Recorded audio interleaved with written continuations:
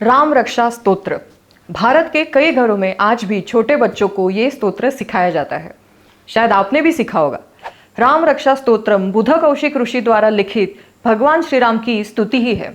कहते हैं इसका महत्व विष्णु सहस्त्र नाम के जितना ही है। लेकिन क्या आपको इस स्तोत्र के बारे में ये 3 क्रेजी फैक्ट्स पता है? नंबर 1, स्कूल में अगर आपने स्कोरिंग सब्जेक्ट कहकर संस्कृत भाषा को चुना है तो ये टेबल तो आपने शायद देखा ही होगा। हाँ, ये टेबल एक शब्द की सारी विभक्ति यानी केसेस के बारे में बताता है। लेकिन सिर्फ मार्क्स लाने के लिए जब हम इसका रट्टा लगा रहे थे तो आपने भी एक बार सोचा ही होगा कि इसका एक कोई एग्जाम्पल मिल जाता तो कितना मजा आता ना।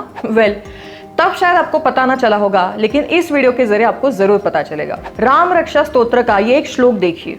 रामो राजमणि सदा विजयते, रामम रमेशम भजे, रामेणाभिहता निशाचर चमू, रामाय तस्मै नमः। रामान्नास्ति परायणं परतरं, रामस्य दासोऽस्म्यहम्।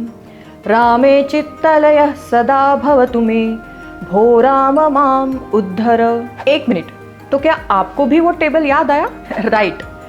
इस श्लोक में राम इस शब्द के प्रथमा से लेके संबोधन तक सारी विभक्ति यानी केसेस का प्रयोग हुआ है। एक श्लोक की रचना के पॉइंट ऑफ व्यू से अगर देखें तो कितनी कमाल की बात है ना ये। सिर्फ यही नहीं, ऐसे कई श्लोक है।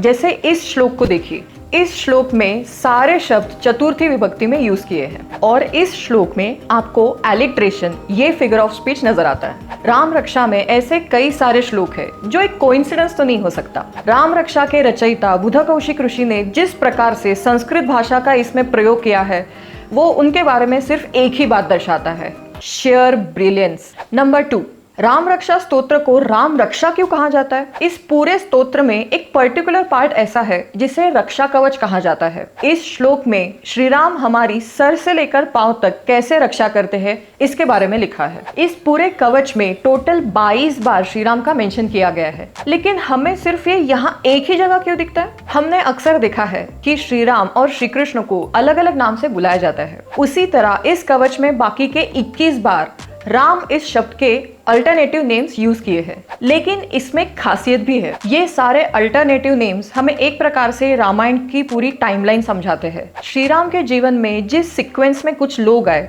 जिस प्रकार से उनसे श्री राम का रिलेशन रहा है और फिर कुछ घटनाएं हुई है, ये सब चीजें ध्यान में रख के इस पूरे कवच की रचना की गई है। थोड़ा सिंप्लीफाई करके बताती हूँ। देखिए, राघव मतलब जो रघुकुल के है वो, दशरथात्मज मतलब दशरथ के पुत्र, कौसल्य जो कौसल्या पुत्र है वो, विश्वामित्र प्रिय जो विश्वामित्र के प्रिय है वो, सौमित्री वत्सलः जो सौमित्र मतलब लक्ष्मण के प्रति वत्सल भाव रखते हैं वो, भरत वंदितः भरत के द्वारा जो वंदित होते हैं वो, दिव्यायुध यानी दिव्य शक्ति की जिन्हें प्राप्ति हुई है वो, भग्ने शकार मुकः शिव धनुष्य का भंग करने वाले वो, सीतापति मतलब सीता के पति, जामदग्निजित मतलब परशुराम पर विजय पाने वाले वो, खरध्वंसी खर नाम के राक्षस का नाश करने वाले, जाम्बवदाश्रयः जामवान के आश्रय स्वरूप, सुग्रीवेशः सुग्रीव के स्वामी, हनुमत प्रभु महाबली हनुमान के प्रभु, राक्षस कुल विनाशकृत राक्षस कुल का विनाश करने वाले,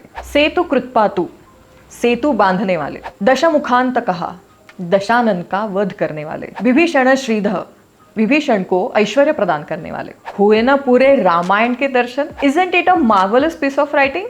Number 3. Yeah, ready. Let's roll the R. All over the place. ये लोग एक्टर्स है और क्लियर वॉइस एंड स्पीच के लिए वार्म अप कर रहे हैं। लेकिन इसका राम रक्षा से क्या कनेक्शन है? कनेक्शन है इस एक अक्षर र का। र एक काफी कॉम्प्लेक्स अक्षर है जो हम बोलना सीखते समय सबसे लास्ट में सीखते हैं। एक्टर लोगों को ये उनके एक्सरसाइज में सिखाया जाता है ताकि उनका डिक्शन और आर्टिकुलेशन साफ रहे। संस्कृत एक फोनेटिक लैंग्वेज है।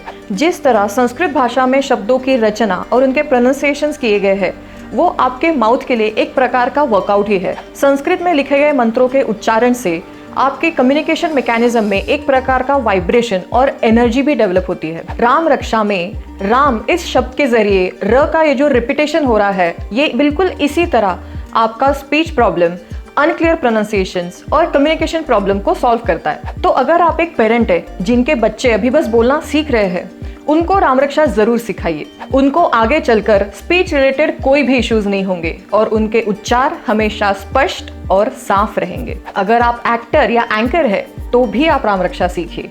ये आपको आपके डिक्शन और आर्टिकुलेशन में बहुत मदद करेगा and there will be very less chances of fumbles. अगर आपको कम्युनिकेशन में दिक्कत है या कॉन्फिडेंस की कमी है तो भी आप राम रक्षा सीखते हैं। राम रक्षा में जिस प्रकार से कुछ श्लोक लिखे गए हैं वो आपके ओरल मोटर स्किल्स को डेवलप ही करते हैं और आपके थ्रोज, आपके वॉइस प्रोजेक्शंस को इम्प्रूव करके कॉन्फिडेंस को बूस्ट करते हैं। और अगर आप इनमें से कोई भी नहीं है तो भी आप राम रक्षा सीख सकते हैं, क्योंकि जैसे टेलर स्विफ्ट के नए गाने के बोल आप फटाफट से सीख लेते हैं, वैसे ही अपने ही देश के किसी एंशिएंट स्क्रिप्चर को भी सीख सकते हैं, है ना। आज के जमाने के लिबरल लोग संस्कृत भाषा के किसी भी स्क्रिप्चर को रिलीजियस का टैग देकर उससे दूर भागने का बहाना ढूंढ लेते हैं, लेकिन संस्कृत भाषा को एक साइंटिफिक लैंग्वेज के नज़र से देखकर उसे सीखा जाए तो उसमें नॉलेज और इन्फॉर्मेशन का खजाना छुपा हुआ है। अगर आप यहाँ तक इस वीडियो को देख रहे हैं और आपको संस्कृत या राम रक्षा के बारे में कुछ भी नया पता चला हो तो इस वीडियो को लाइक कीजिए और ज़्यादा से ज़्यादा शेयर कीजिए। इस वीडियो में आपको क्या अच्छा लगा और आप इस चैनल में और क्या देखना चाहते हैं ये मुझे कमेंट में बताइए। और भारत से रिलेटेड ऐसे ही वीडियोस देखने के लिए आपको पता है आपको क्या करना है, just subscribe to control F Bharat.